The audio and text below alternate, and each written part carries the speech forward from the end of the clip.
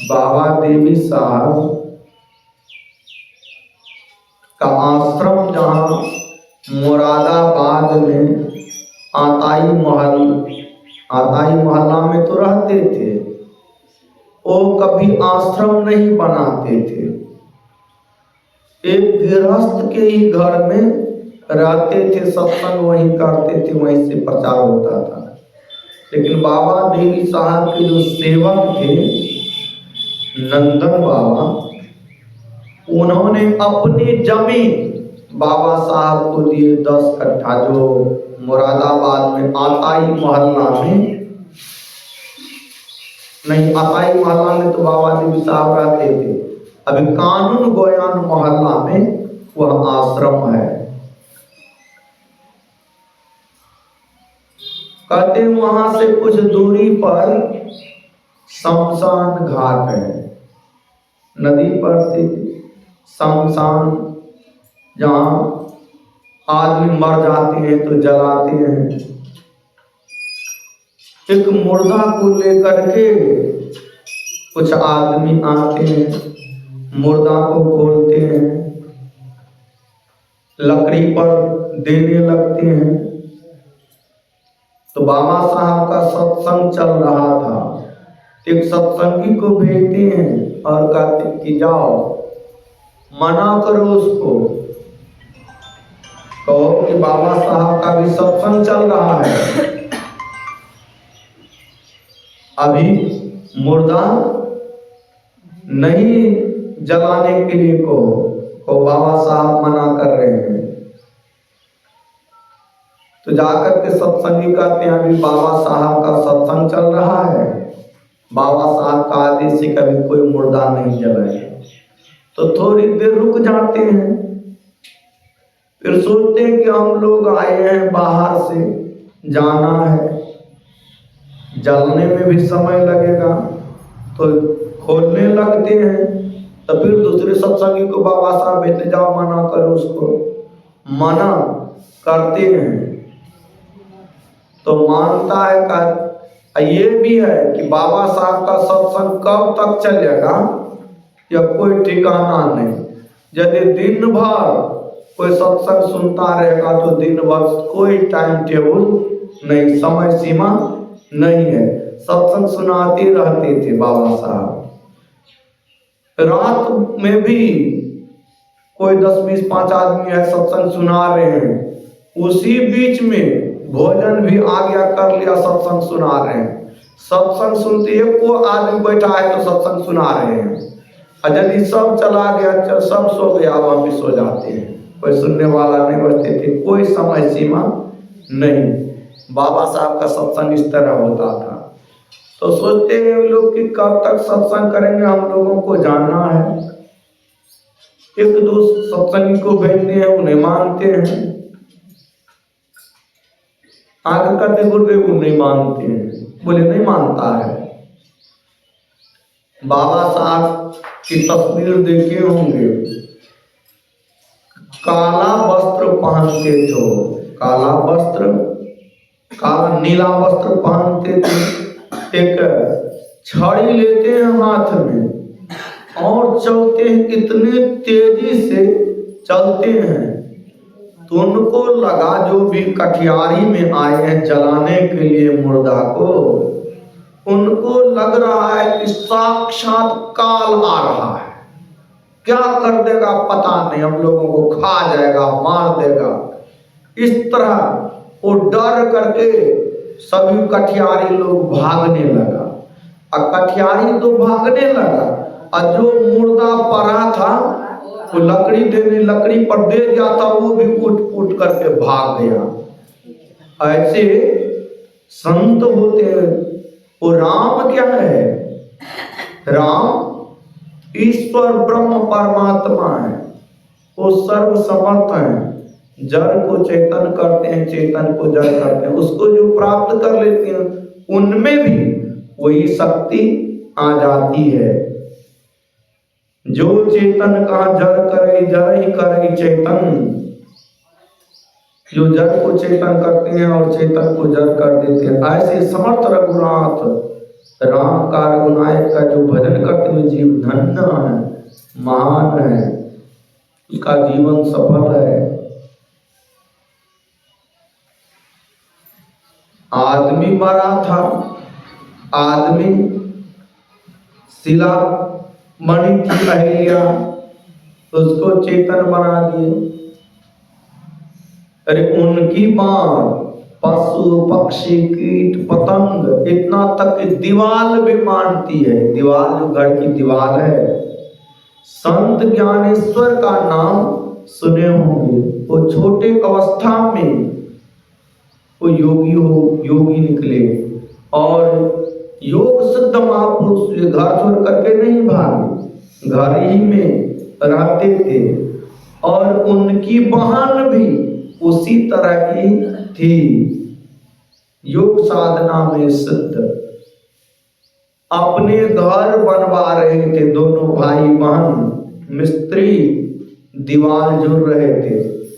उनके जमाने में एक जोगी हुआ, हठ योगी, उसका नाम था चांगदेव। चांगदेव ऐसे हठ योगी थे, हठी थे कि बाघवा को भी बस में करके रखा था, बाघ को बस में करके रखा था, सांप को भी बस में करके रखा था। बाघवे पर सवार संत ज्ञानेश्वर योग साधना में सिद्ध महापुरुष थे, उनकी ख्याति बहुत थी। तो चांगदेव सोचते हैं कि संत ज्ञानेश्वर की ख्याति खूब सुनते हैं, चल करके उसको जांचें, उसमें कैसी सिद्धि है, कितनी सिद्धि है। जिस तरह घोड़ा पर लोग सवार होते हैं और चाबुक लेते हैं, उसी तरह बाघवा पर वो सवार होते हैं और सांप का चाबुक बनाते हैं। इन्हें की पूंछ के तरफ पकड़ते हैं, मुंह के तरफ बादशाह को पकड़े हुए और उसको हाँकते हुए बाघवा को जा रहे हैं। अब बाघवा को देख रहा है क्या आ रहा है, तो वो उसके सामने टिकेगा, वो इन्हें सब रास्ता खाली। संत ज्ञानेश्वर अपनी बहन से कहते हैं, बहन एक जोगी आ रहे हैं अपने यहाँ, और जो जोगी आ रहे हैं तो वो जिस तरह आते हैं उसकी अगवानी भी उसी तरह करनी चाहिए। वो बघवा पर सवार होकर के आ रहे हैं, सांप का चाबुक बना करके आ रहे हैं, तो उसकी अगवानी उसी तरह करनी है। दीवार पर जो बैठे थे, दीवार पर मिस्त्री जोड़ रहे थे, दीवार से कहते हैं दीवार चलो।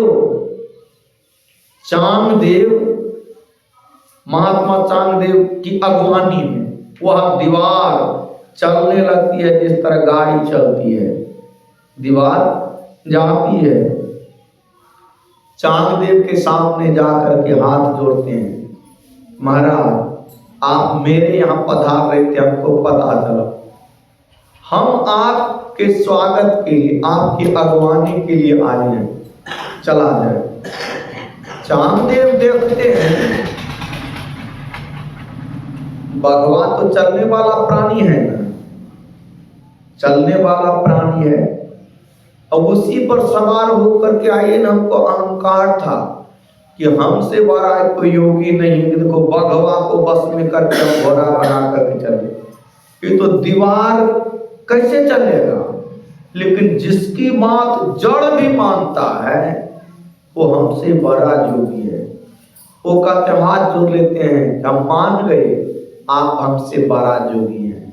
चांगदेव इतना ही समझ गए, जो चेतन को जड़ करई जड़ ही करई चेतन, चेतन को भी जड़ करने की सामर्थ्य जिसमें है, वो कौन है? जो जिसके ऊपर मन सवार होता है वह जड़ को चेतन करने की सामर्थ्य नहीं रखता है। जो मन पर सवार होता है उसकी बात सभी कोई मानते हैं। स्वामी विवेकानंद की वाणी है कि जो जिसको विषय नहीं हिला सकता है, विषय रूप रस गंध स्पर्श और शब्द, ये पांचों ज्ञान इंद्रियों के द्वारा उन पंच विषयों को ग्रहण करते हैं, तो हमारा मन हिल जाता है। जिसको विषय नहीं हिला सकता है वह पूरे विश्व को हिला सकता है, और जिसको विषय हिला देता है वह संसार में वैसा काम कर्म नहीं कर सकता है जिसको विषय हिला देता है। मतलब जो विषयों के अधीन में हो जाता है वो संसार में ऐसा कर्म नहीं कर सकता है जिससे कि कीर्ति सुजस अपना परम कल्याण हो। और जो जिसको विषय नहीं हिला सकता है वही पूरे अपने आप को जीता है और पूरी दुनिया को हिला करके झकझोड़ करके इस संसार से चले जाते। एक से एक महापुरुष हुए स्वामी विवेकानंद, संत कबीर साहब। संत कबीर साहब किसी के सामने झुके, कभी झुके नहीं झुके। कितने आदमी, विद्वान आदमी झुकाने के लिए बहुत प्रयत्न किए, लेकिन कबीर साहब किसी के आगे नहीं झुके, कभी नहीं झुके, क्योंकि वो अद्वितीय महापुरुष थे, जन्मजात योगी थे, अपने मन को जीते हुए महापुरुष थे, सभी को जीत करके चले गए संसार से। वही कबीर कहते हैं, जब कबीर पैदा हुए जगह से हम रोए, ऐसी करने कर चलो हम हंसे जग रोए। संसार का लोग रो रहा है और मैं अब हंसते हंसते संसार से जा रहा हूं। वह कर्म क्या है? वह कर्म अपने आप को जीतना है। संसार को जीतने से क्या होगा? अरे जो योद्धा दुर्जय संग्राम में लाखों योद्धाओं को जीतता है, यदि वह एक अपनी आत्मा को जीत ले, वही उसकी सर्वश्रेष्ठ विजयी होगी। अपनी आत्मा को जीतना, इंद्रियों से अपने को ऊपर उठाना, यह भजन करने से होता है। कबीर साहब को झुकाने के लिए, परेशान करने के लिए जानने के लोग, लेकिन वह झुके नहीं। एक विद्याधर नाम के पंडित थे। विद्याधर विद्वान पंडित थे। काशी में कबीर साहब का घर था, काशी में विद्याधर पंडित का भी घर था। और काशी एक ऐसी नगरी है, ऐसी जगह है कि अभी भी वहां विद्वानों की सभा लगती है और वहां शास्त्रार्थ होता है। शास्त्रार्थ में जो विजयी होते हैं उसको सम्मानित किया जाता है। एक से धुरंधर विद्वान आते हैं, तो विद्याधर पंडित सभी विद्वानों को हरा करके वहां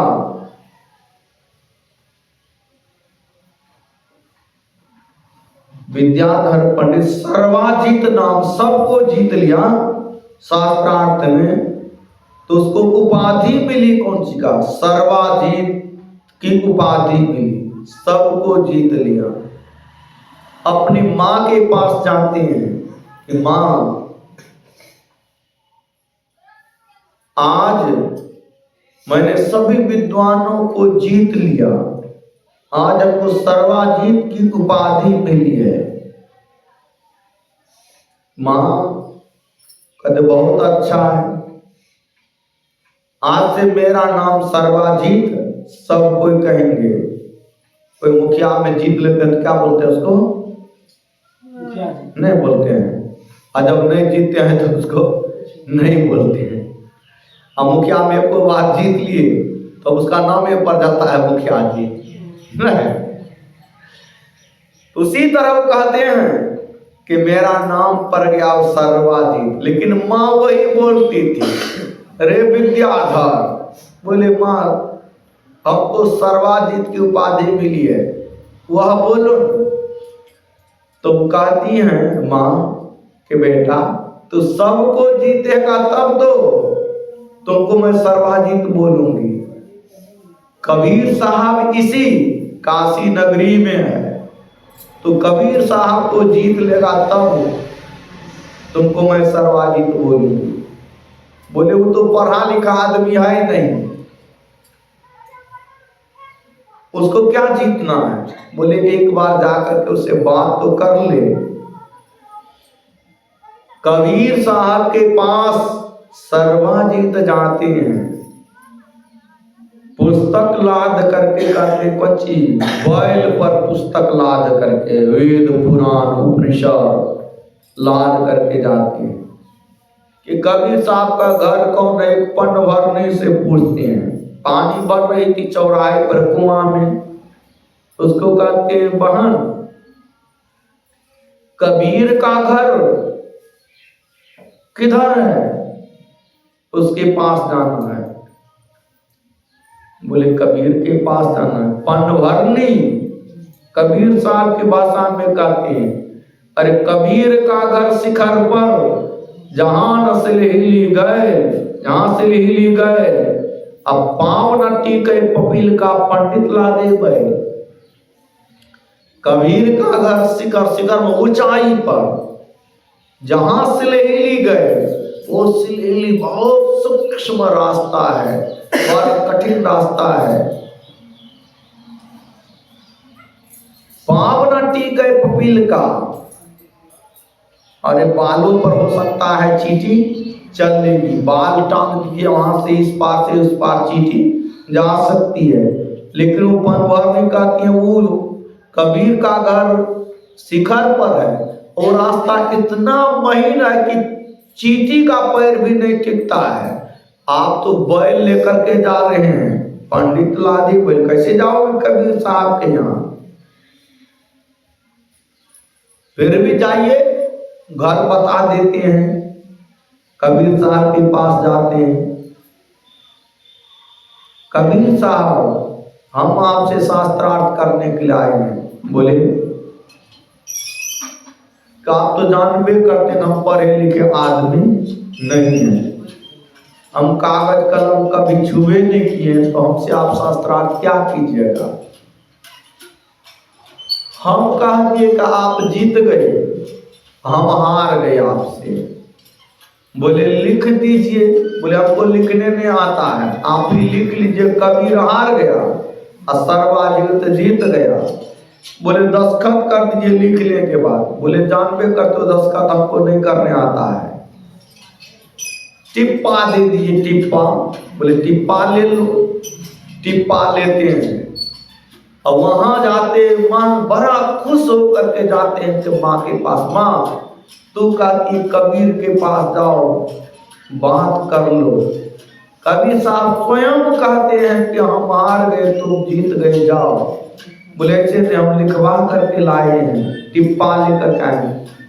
दिखाती है माँ को, तो माँ भी पढ़ी लिखी थी। माँ कहती हैं कि दिखाओ, तो दिखाती हैं, तो वहां लिखा था क्या, कबीर जीता और सर्वाजीत हारा। माँ कहती क्या है, तो खुश होकर क्या आया, कबीर जीता सर्वाजीत हारा।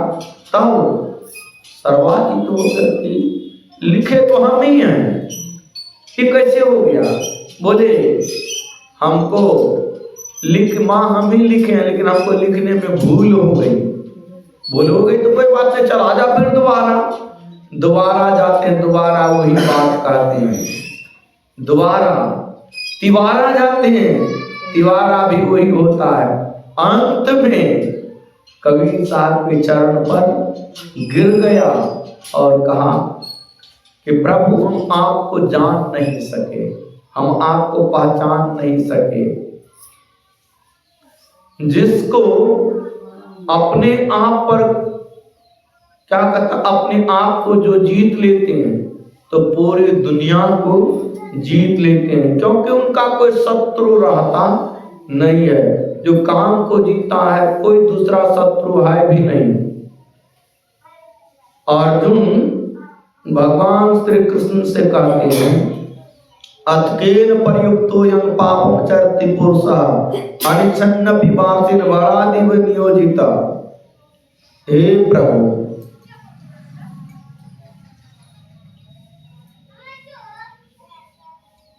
मैं नहीं चाहता हूं कि हमसे कोई गलती हो, लेकिन लगता है गलती हो जाती है, अनायास जबरदस्ती लगता है कोई साजिश के तहत आपसे गलती करा देता है। ये कैसे हो जाता है? अथकेन प्रयुक्तो यं पापं चरति पुरुषः अनिच्छन्न पिपासिन बलादिव बलात्कार जबरदस्ती करा देता है। तब भगवान कहते हैं वो कोई दूसरा नहीं है, काम है, क्रोध है, रजोगुण समुद्भव महासन्न महापापमा विद्येन मिह बैरिणम्। अरे तुम्हारा ही काम, क्रोध, लोभ, मोह, मान, मात्सर्य क्या है? ये तुम्हारा शत्रु है और यही तुमसे जबरदस्ती पाप में लगाता है। इसी को जीतना है, काम को जीतना है, क्रोध को जीतना है, लोभ को जीतना है, ईर्ष्या को जीतना है, द्वेष को जीतना है। अपने आप, ये तो आप मन के अंदर में है, मन को जीतना है। और जब तक मन में चैतन्य की धार रहती है तब तक ये सब दुष्ट मारता नहीं है। जब तक बल्ब में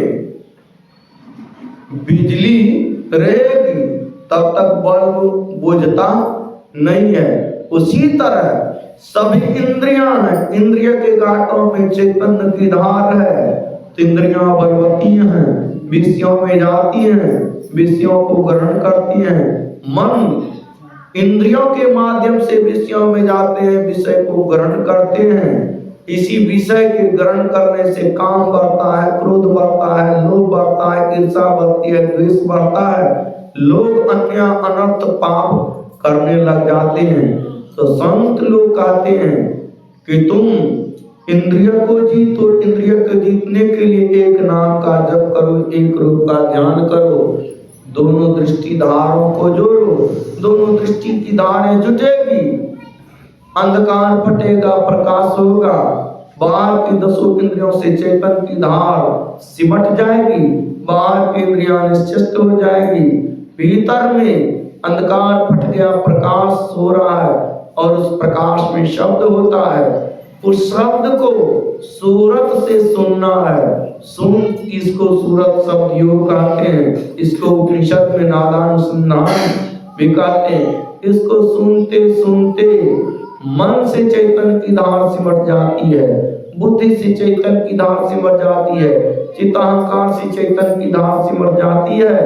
फिर जब से चेतन अलग हो जाता है, आत्मा से ही आत्मा का दर्शन होता है, आत्मा से ही परमात्मा का दर्शन होता है। अब उसके अंदर में कोई विकार नहीं है। विषय आंख के माध्यम से, कान के माध्यम से, नाक के माध्यम से, जिह्वा के माध्यम से, त्वचा के माध्यम से जाएगा, लेकिन उसके अंदर में विकार उत्पन्न नहीं कर। जिस तरह कोई सोया है और उसके मुंह में मिठाई रख दे फिर भी उसको लगता है मीठा, उसी तरह वो जगह हैं, सब काम कर रहे, लेकिन विषयों में वो नहीं फंस करके रहते हैं। उसी की चर्चा जो अभी दृष्टिधारों को जोड़ने की जो बात है वह बिंदु ध्यान कहते हैं। उसी को कांत भुसुंडी जी गरुड़ जी से कहते हैं, राम भगत चिंता मनि सुंदर बसय गरुड़ जाकी उर्अंतर। हे गरुड़ जी, राम भक्ति रूपी सुंदर चिंता मणि है। मणि एक पत्थर का नाम है। पत्थर, उससे प्रकाश निकलता है। प्रकाश जो वो मणि का प्रकाश है, कितनो हवा चले वो प्रकाश बुझता है। जैसे मणि का प्रकाश है, उसमें दिया, बत्ती, घी की जरूरत नहीं है, अपने आप उससे प्रकाश निकलता है। अब उसको वो हवा से नहीं बुझ प्रकाश बुझता है। अब कोई कीड़ा पतंगा भी उस प्रकाश को नहीं बुझा सकता है। वो क्या है, दोनों एक नाम का जप करके, एक रूप का ध्यान करके दोनों दृष्टिधारों को जोड़ने पर जो बिंदु प्राप्त होता है, वही बिंदु राम भक्त रूप सुंदर चिंतामणि है। वो जो अंदर में प्रकाश होता है, वह प्रकाश कोई नहीं बुझा सकता है। अभी जो बुद्धि में सुन करके पढ़ करके ज्ञान होता है, प्रकाश होता है, आई काम क्रोध रूपी पतंगा बुझा देता है, विषय रूपी हवा बुझा देता है, नहीं बुद्धि का ज्ञान खत्म हो जाता है। लेकिन जो राम भक्ति रूपी सुंदर चिंतामणि का प्रकाश है, राम भक्ति चिंतामणि सुंदर बसय गरुड़ जाके अरूर अंतर, परम प्रकाश रूप दिन राति नहीं कछ चाहिए व्याकृत वाति। हो परम प्रकाश रूप दिन रात होते रहता है। प्रबल अविद्या तम मिट जाए, प्रबल वो घना अंधकार रूपी अविद्या मोह, प्रबल अविद्या तम मिट जाए, हारे सकल सलभ समुदाय। सलभ कहते हैं पतंगा को। पतंगा जिस तरह रात्रि में दिव्या जलाते हैं, पतंगा उस पर झपट्टा मारता है, क्या कर देता है, उतार देता है। जब तेज हवा चलती है तो वह बुझ जाता है। लेकिन वह राम भक्ति रूपी सुंदर चिंतामणि का प्रकाश जो भीतर है, यह प्रबल अविद्या अज्ञानता रूपी जो अंधकार है, अविद्या, अविद्या मतलब नहीं जानना। क्या नहीं जानते हैं? संसार में बहुत चीजों को आप जानते हैं, लेकिन अपने आप को जानते हैं हम कैसा हैं? हम गोरे हैं, काले हैं, मोटे हैं, पतले हैं, कि स्त्री हैं, पुरुष हैं, कैसा है उसको जानते हैं। इतना है कि हम इस शरीर के अंदर में हैं, लेकिन है कैसा, यही नहीं जानना। यही सबसे बड़ी अज्ञानता है। यह अज्ञानता मिट जाएगी, प्रबल अविद्या तम मिट जाए, हारे सकल सर्व समुदाय। उस मणि के प्रकाश से अविद्या और अंधकार मिट जाता है। मदादि, मद कहते हैं नशा को, धन का नशा, बल का नशा, विद्या का नशा, पद का नशा क्या है?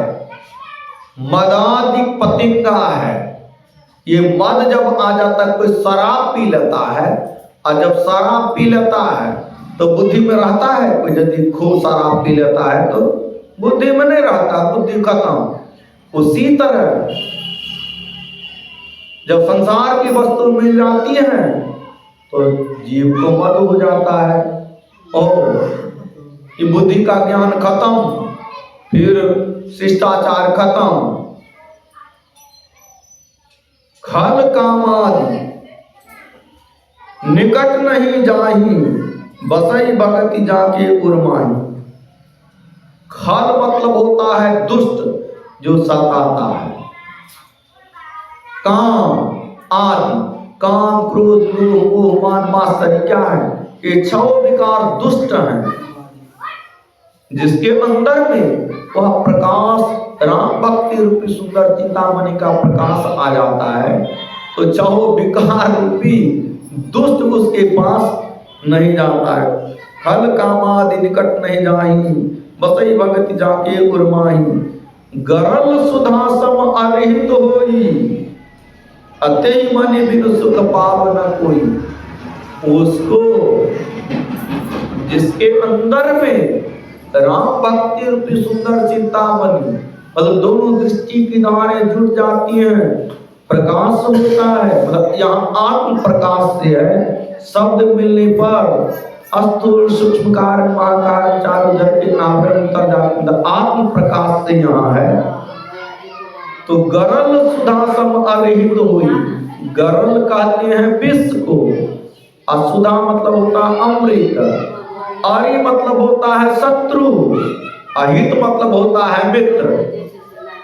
गरल सुधा सम अरहित हुई, शत्रु मित्र बन जाता है, विष अमृत बन जाता है। मीराबाई को क्या हुआ था? मीराबाई को पहले सब कोई मिलकर के खूब सताया, इतना तक कि जहर भी दे दिया। ऐसे तो कोई जहर पिएगा नहीं, तो कह देना कि भगवान का चरणामृत है, तो कब जहर पिला दिया। कथा मैंने 2010 में देखा था, रासलीला। वहां के रासलीला करने वाले इतने अच्छे कलाकार, लगता था हूबहू मीराबाई जैसा मैं तस्वीर में देखा हूं उस तरह का दिखाया। उसका जो पति तो पहले मर गया था, राणा रतन सिंह, उसके भैंसुर विक्रम सिंह राणा का द्वीप में रहना पड़ता था। तो लेकिन जब वो सत्संगी लोग जुट जाते थे तो सत्संग करते थे, और भजन इतना भाव विभोर हो करके गाती थी तो नाचने लग जाती थी। उनको लगता है कि हमारे घर की इज्जत प्रतिष्ठा कोई लुटा रही है, इसको किसी तरह मरवा ही दे। तो जहर पिलाने के लिए वैद्य को बुलाया गया। वैद्य, जहर तैयार करो। जहर तैयार किया, और जहर प्याला में भर करके दासी को देते, जाओ मालकिन को कह लेना पी लेगी। ऐसे तो नहीं पिएगी, कह देना कि भगवान का चरणामृत है। जो कहती है दासी, मालकिन ये भगवान का चरणामृत पी लेती हूँ। सत्संग कर रही थी उस समय, भजन गा रही थी, और भजन जहर पी लेती हैं और भजन मस्ती में गा रही हैं, भक्त के साथ उपदेश कर रही हैं, कुछ भी नहीं बिगड़ा उसका। राणा को लगा करे क्या हो गया, ये तो मरी नहीं। लगता है कि वो जो वैद्य जहर बना करके दिया है, वो कुछ झूठू हमको टालने के लिए कुछ बना करके दे दिया, जहर सही में बना करके नहीं दिया। उसको बुलाते हैं कि तुमने जहर बना करके क्यों नहीं दिया? बोले मालिक हम तो जहर बना करके दिए हैं। बोले मरी कहाँ? बोले महाराज जो जहर मैंने तैयार किया था, मेरा तो जिस प्याला में प्याला भर जाने के बाद शेष भाग बचा हुआ है, उस जहर का परीक्षण किसी के ऊपर कर लीजिए। तो बोले किसके ऊपर करेंगे? तुम्हीं के ऊपर करेंगे, तो पियो। तो रासलीला में देखा था को जबरदस्ती, अब मरे वही बनाया है, अब पिएंगे तो मर जाएंगे, अब नहीं पिएगा तो हम मार देंगे तुमको, अब क्या करा जा का जैसे पी लेते हो, तुरंत धराशायी हो गए, मर गए। वो जहर बनाने वाले वैद्य मर गया, और वही मीरा को दिया गया था। नहीं, मीरा नहीं मरी, गरल सुधा। वही मीरा, वो जब वैद्य की पत्नी, वैद्य के बाल बच्चों को जब पता चला कि मेरा पति, मेरे पिता मर गए राज दरबार में, अब उसको क्या संसार अच्छा लगेगा। रोती गिरती बजरती हुई आ रही हैं, और वैद्य की देह पर गिरती हैं, रोती हैं। और वहीं पर मीराबाई आती हैं, उसको देख करके दया आती है, बहन क्यों रोती हो? मेरा पति मर गया, मेरा संसार तो गुजर गया। बोले भगवान सबको देखता है, कोई सागर मेरे साथ भगवान का भजन करो। वो मीराबाई भजन गा रही हैं, अब उसके साथ उनकी पत्नी, उनके बाल बच्चे सब के सब भजन गाने लगे। जिस तरह में अष्टजाम करते हैं, उस लाश के चारों बगल घूम रहे हैं, अब भजन गा रहे हैं, भगवान की स्तुति कर रहे हैं, भगवान का गुणगान कर रहे हैं, भजन गा रहे हैं, नाम संकीर्तन कर। घूमते घूमते वो क्या हुआ, 1-2 घंटा तक घूमते रह गए, सब के सब भाव विभोर हो गई। और वो भी मुर्दा उठ करके, और वो भी बस गोविंद जय जय, गोपाल जय जय, राधा रमन हरि गोविंद जय जय करने लगे। सब उठ करके भजन नाम संकीर्तन करने लगे। तो क्या है वो, गरल सुधा सम अरहित होई। गरल जहर क्या, अमृत हो गया। अरि मतलब होता शत्रु, अहित मतलब होता है मित्र। मीरा को बहुत सताने वाले सभी कोई जब मीरा उन लोगों से आतंकित होकर के द्वारकापुरी चली गई और वहीं रह करके भजन करने लगी। मीरा के जाने से उस घर में इतना अनिष्ट हुआ कि राज चौपट कुछ नहीं बचा। तब मीरा को याद, उनको जो मीरा को भगाए थे सब मिलकर के प्रताड़ित किए थे, उन लोगों को याद आता है। कहते हैं वो ऐसा क्यों हुआ। एक ज्योतिषी को बुलाते हैं, पंडित को, कि देखिए सब कुछ चौपट हो गया। वो ज्योतिषी का कुछ होता है, गणना करते हैं, वो कहते हैं यहाँ पर एक भक्त को बहुत सताया गया, वो बड़ा निर्दोष था और उसको सताया गया, इसी के कारण ये राज चौपट हो गया। तो 5 पंडित को वो घर की महिला भेजती हैं कि मीरा जब से गई है तब से अनिष्ट हो रहा है। वो तो सही में भगवान का भजन करने वाली थी, हम लोगों ने उसको बहुत प्रताड़ित किया, हमको बुला दीजिए। 5 पंडित पता लगाते हुए द्वारकापुरी जाते हैं। मीराबाई वहीं भजन करती थी, मीराबाई को प्रणाम करते हैं पंडित लोग। वही पंडित लोग सजेशन देते थे इस तरह का सताओ उसको, तब मानेगी। तो जब 5 पंडित जाते हैं कि माता जी जो हम लोगों से भूल हो गई, उन लोगों से भूल हो गई, उनको क्षमा करके अपने राज अपने घर में चलने की कृपा करें, हमको यह वचन। मीरा कहती हैं अरे जिस थूक को फेंक देने के बाद चाटने की इच्छा नहीं होती है, जिसका मैंने परित्याग कर दिया, संसार की वस्तुओं का मैंने परित्याग कर दिया, अब एक ही मात्र बचा है कुछ, भगवान का भजन, भगवान का नाम जपना है और भगवान का विग्रह देखना है और भगवान का प्रसाद बस ग्रहण करना है जब तक संसार में रहना है।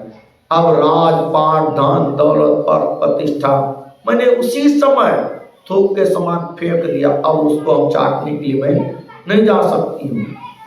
तब पंडित लोग कहते माता जी नहीं जाओगी, पापी के सामने मैं अनशन पर बैठता हूँ, प्रण करता हूँ, आप यदि नहीं जाओगे तो आपके सामने मैं अंजल का त्याग करता हूँ, आपके सामने हम लोग भी मर जाएंगे अन्न पानी के बिना। मीराबाई उसी समय संध्याकालीन द्वारकापुरी के मंदिर में प्रवेश करती हैं और द्वारकापुरी के मंदिर में जो भगवान का विग्रह है उसमें प्रवेश करती हैं। दरवाजा लगता है, वहां कोई दूसरे लगाने वाले नहीं हैं और सुबह जो दरवाजा खुलती है, किवाड़ी खुलती है, दरवाजा खुलता है तो देखते कि मीराबाई है नहीं। मीरा जो साड़ी पहनी थी वह मीरा साड़ी का जो थोड़ा सा कुछ प्रतीक का ये चिन्ह, एक मूर्ति में चिन्ह है, वो मूर्ति में वो भगवान के विग्रह में ही समा गई। ऐसा मीराबाई के चरित्र में मैंने पढ़ा था। गरल सुधा सम अरहित होई,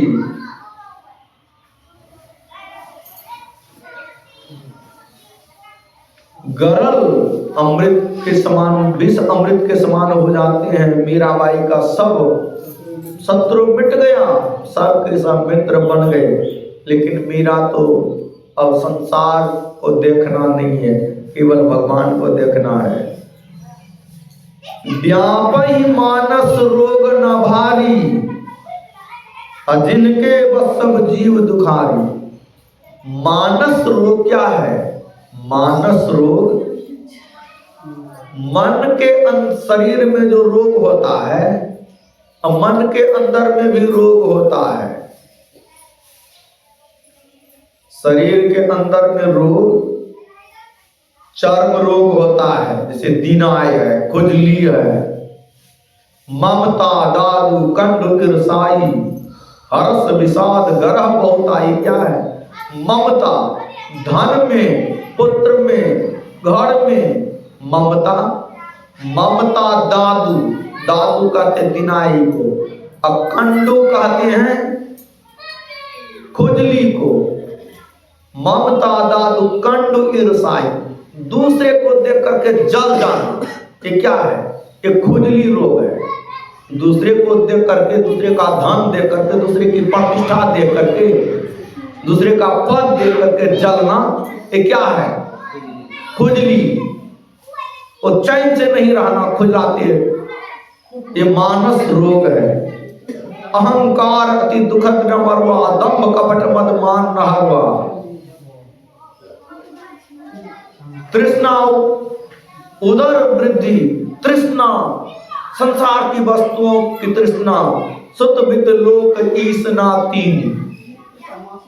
धन पाने की ईसना, पुत्र पाने की ईसना, प्रतिष्ठा पाने के तीन स्नान है। ये तृष्णा, उदर, पेट भरने का भारी रोग, किसी किसी का बहुत बड़ा पेट हो जाता है, ये भारी रोग है। हर्ष, विषाद, गर्ह बहुताई, ये सब मानस रोग। मन के अंदर में अहंकार अति दुखद डमरुआ, दंभ कपट मनना, अहंकार। जब अहंकार क्या है? डमरुआ, डमरुआ कहते हैं गठिया को। गांठ जब जाम हो जाता है तो शरीर, जैसे ये अंगुली में कितने कीड़े हैं, फिर यहाँ से लेके यहाँ आए, यहाँ सब जोड़ है ना, और सभी जोड़ यदि जाम हो जाए तो उंगली को हिला पाइएगा? ऐसे हिला पाइएगा? कुछ नहीं हिला पाइएगा। कमर, रीढ़ में सभी जगह जोड़ है, कमर में, पैर में, जब सभी गांठ जाम हो जाए तो हिल पाइएगा? हिल नहीं पाइएगा तो एक डेग भी नहीं चल पाइएगा, एक खर भी नहीं उठा सकते हैं। कितना कष्ट होता है। उसी तरह मन के अंदर में यदि अहंकार वाला रोग हो जाता है तो उसको जीने में बड़ी दिक्कत होती है, बड़ी परेशानी होती है। अहंकार अति दुखद डमरुआ, दंभ कपट मद मान नहरवा। कपट और नहरवा रोग वो पेट के अंदर में होता है। गंदला पानी पीने से, और वो जो कीड़ा फरा हुआ पानी कोई पी लेता है, गंदला पानी वो पेट में चला जाता है, और कीड़ा जो मलमूत्र करता है, और वही आंत में जाने के बाद आंत में घाव हो जाता है, आंत छिल जाता है, बड़ा लहर होता है, बड़ा जलन होता है। उसी तरह जिसको दंभ है कुछ नहीं और दिखाएगा खूब। मान लिया जा हमारे पास, हम राजा नहीं है, हम राजा बन करके दिखाएं, हम साधु नहीं, हम साधु बन करके दिखाएं, हम शक्तिमान नहीं, हम शक्तिमान बन करके दिखाएं। क्या है? दंभ, दिखावा है। मद, मान, हमारी प्रतिष्ठा और किसी की प्रतिष्ठा नहीं। दंभ, कपट, मद, मान नहरवा। मुंह से बोलेगा कुछ, मन में रखेगा कुछ। कपट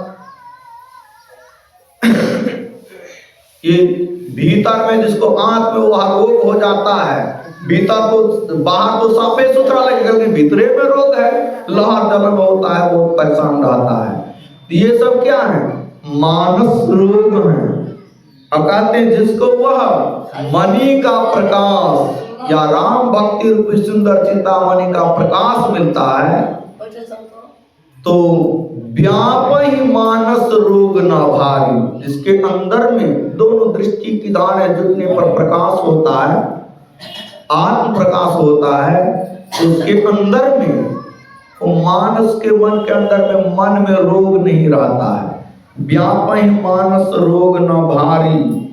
जिनके बस और धन कितनो हो, पुत्र कितनो हो, पद प्रतिष्ठा कितनो बड़ा हो, लेकिन मन के अंदर में रोग है। भले वो रुई के तोषक पर सोया है, फिर भी उस सूल के तरह गड़ता है, उसके अंदर में छटपटाता रहता है।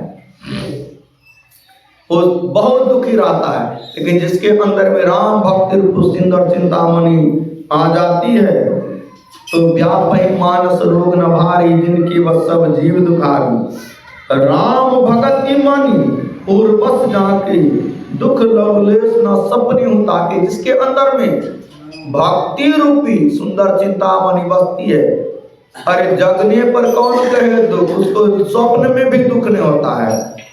राजा भी स्वप्नों में क्या हो जाता है, भिखारी बन जाता है ना। राजा जनक स्वप्न में भिखारी बन गया था, राज उसका छीना चला गया था। वो जली हुई खिचड़ी मांग रहे थे, वो भी नसीब नहीं। इतना दुख हुआ, इतना दुख हुआ कि लगा कब मेरा प्राण पखेरु उड़ गया।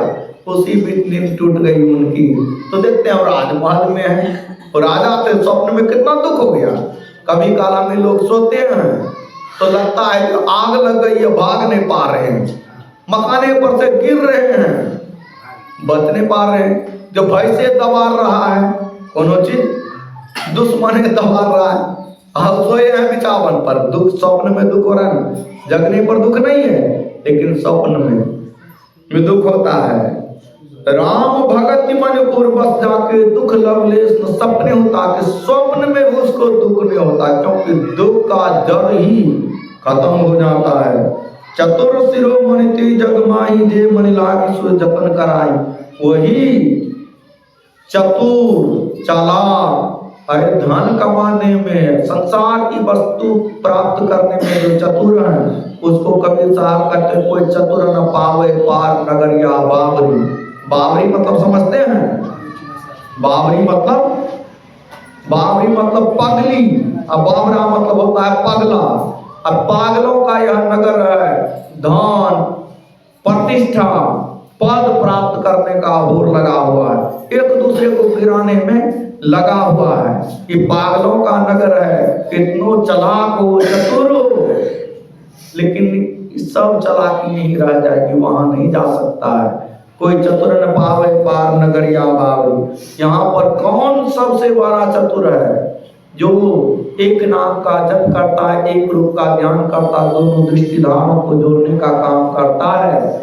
चतुर शिरोमणि ते जग माही, जे मन लागे सो जतन कराई। उस दोनों दृष्टिधारों को जोड़ने का काम करते हैं। क्या प्राप्त करना चाहते हैं? बिंदु को प्राप्त। बिंदु ही तो राम भक्ति रूपी सुंदर चिंतामणि है। सो मणि यद्यपि प्रकट जग आई, राम कृपा बिनु नहीं कोलाई। सुगम उपाय पाए ने केरे, नरहत भाग्य देहि भट्ट बेरे। वह मणि तो प्राप्त है, लेकिन क्या करते हैं, उसको अभागे लोग धक्का दे करके अब पीछे कर देते हैं। एक अंधा व्यक्ति किला में फंस गया। किला होता है बहुत बड़ा, जैसे आप लाल किला जाएंगे, दिल्ली का लाल किला, आगरा में भी लाल किला है, दिल्ली का लाल किला जाएंगे तो बहुत बड़ा है, गेट तो प्रवेश करने का है, अब बहुत बड़ी चार दीवारी है, और उसमें जाएंगे तो घूमते घूमते बहुत समय लगता है। किला में वही नेत्रहीन व्यक्ति भी गया था देखने के लिए, और देखेगा क्या, मन तो मानता नहीं, चला गया। अब किला में गया फंस, अब निकलेगा कैसे? गेटे नहीं मिल रहा है उसको, जिधा जाए दिवाले से टकरा जाए, वो करे क्या?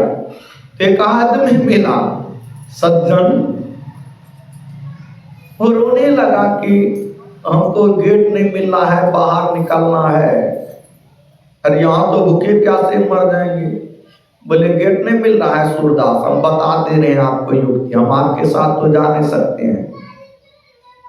आप इस दीवार को पकड़िए, और दीवार को पकड़ते हुए बढ़ते चलिए, बढ़ते चलिए, बढ़ते चलिए, जहां अरे वहां गेट जाएगा तो दीवार तो नहीं है, खाली उसको करके निकल जाइएगा। पकड़ते हुए जा रहे हैं, और उसके देह में खुजली थी। क्या खुजली? अब दीवार पकड़े हैं, और कभी चोर करके नोचने भी लग जाते हैं। खुजली जब पैर वो दीवार को पकड़े हैं, अकोली होती तो नचने लगते हैं। अब बस गेट कहाँ आता है, वो पैर तो चलिए आगे बढ़ जाता है। फिर कई एक चक्कर लगाया, दीवार के पास गेट के पास जाता है, आधे जो नचता है छोड़ करके आगे बढ़ जाता है। उसी तरह हम वो फिर वो बताया, वो सज्जन बोले नहीं मिल रहा। आप बोले कि मिल जाएगा, कहाँ मिला? बोले कि आप दीवार को छोड़ो करते हैं। बोले खुजली होती है तो छोड़ देते हैं, फिर आगे बढ़ जाए, पैर पैर चलते रहता। हाँ, बोले इस बार ऐसा कीजिएगा कि देह को नहीं नोचिएगा, सीधा पकड़ते हुए जाइएगा, देखिएगा मिल जाएगा।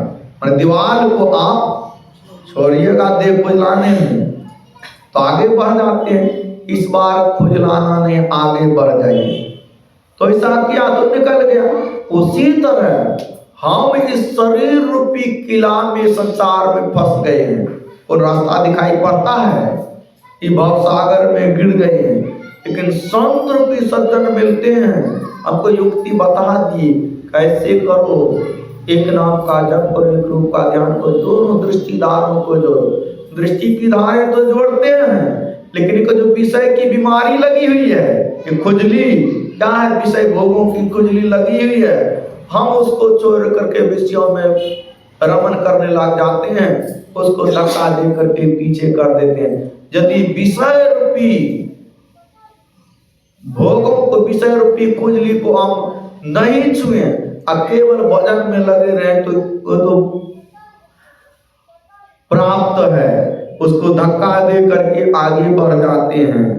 सुगम उपाय पाइबे केरे, नरहत भाग्य देहि बटवेरे। पावन पर्वत वेद पुराना, राम कथा रुचिरा करनाना। मर्मी सज्जन सुमति कुदारी, ज्ञान विराग नयन उर्गारी। मर्मी, मर्म को जानने वाले, राम भक्ति रूपी चिंतामणि के भेदियों को कहते हैं। जो राम भक्ति रूपी चिंतामणि को प्राप्त करने का जो भेद है, उसको कहते हैं मर्म। मर्मी सज्जन, जो भेद को जानते हैं वो सज्जन है।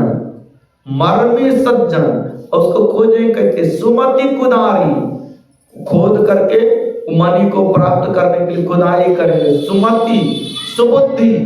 अरे किसी का धन ले लेना, किसी को पद से गिरा देना, किसी को मार देना, ये क्या है? ये दुर्बुद्धि का काम है, सुबुद्धि का काम नहीं है। मर्मी सज्जन सुमति कुदाली। सुमति, सुमनवता, अच्छा बुद्धि, अच्छी बुद्धि चाहिए। कुदाली, अज्ञान विराग नयन उर्गारी। ज्ञान भी चाहिए और वैराग्य भी चाहिए, दोनों आंख है।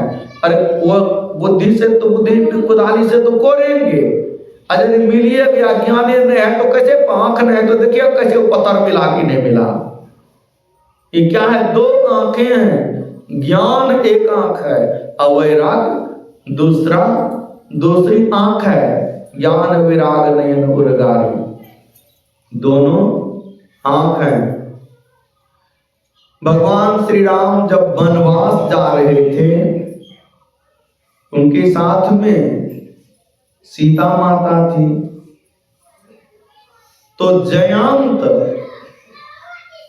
इंद्र के बेटा का नाम है जयंत। जयंत को लगा कि लोग कहते इसको भगवान है, इस सीता पति जगदम्बा है, जगत जननी है। एक जगह जीरा रहे थे, अब कौवा के रूप में उसको चोंच मार दिए। क्या कर दिए? चोंच मार दिए, खून बहने लगा। देखते हैं कौन जगत जननी है। जब सीता, अरे अपनी पत्नी की रक्षा करना तो पति का धर्म है, अब चोंच मार दिया, खून बहने लगा। राम उसके ऊपर तीर चलाते हैं, तीर चलाते हैं तो भाग रहा है जयंत कौवा के रूप में चोंच मारा था, तो भाग रहा है। भागते भागते जाते हैं कहाँ? इंद्र के पास कि पिताजी, हम परीक्षा लेने के लिए उसके पैर में चोंच, तलवार में चोंच मार दिए, लेकिन वो राम हमको तीर मार दिए। भगवान राम, हमारी रक्षा कीजिए। बोले तू तो अनर्थ कर दिया, उससे कौन, रामे जिसको मारेगा उसको कौन बचा सकता है, और तू हमको भी मरवाएगा, जल्दी भागो यहाँ से। वो भगा दिया, हम तुम्हारी रक्षा नहीं कर सकते, भागो। भागते हैं, जाते कहाँ, ब्रह्मा जी के पास, शंकर जी के पास, जहां जहां जाते हैं दरवाजा बंद, भागो जल्दी, कोई शरण नहीं देते हैं। अंत में सीता माता के चरण पर जाते हैं, गिर जाते हैं। तो राम सजा एक देते कि एक आंख उसको फोड़ देते हैं, लेकिन उसको जीवन दान दे दिए कि जाओ भागो। अरे इसको यह जगत जननी है, भगवान राम ये नहीं पहचानता है, इसको एक आंख इसको नहीं है, ज्ञान रूपी आंख नहीं है, तो एक आंख उसको फोड़ दिए। जिस आंख से राम को नहीं पहचाने तो ये आंख रहने के लायक नहीं है, फोड़ दिए। दो आंख है। जब वामन राजा बलि यज्ञ कर रहे थे तो भगवान विष्णु वामन अंगुली का बन करके, हाथ में, एक हाथ में कमंडल है और कंधे पर छत्रीय है, भगवान छत्रधारी, भगवान भगवान उसके सामने प्रकट होते हैं, राजा बलि के सामने, कि हमको